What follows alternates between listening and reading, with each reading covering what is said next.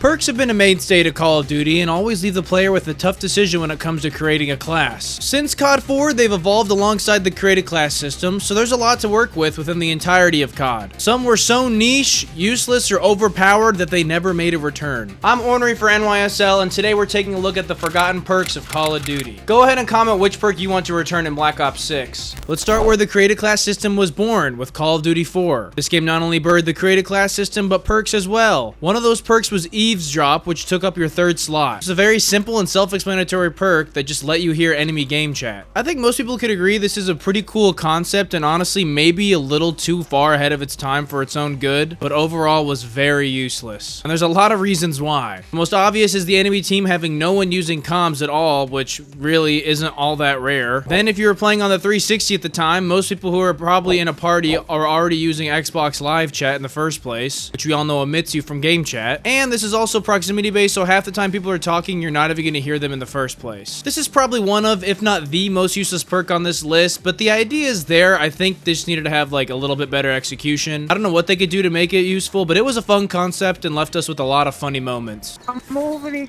fucking wall. I dare ya.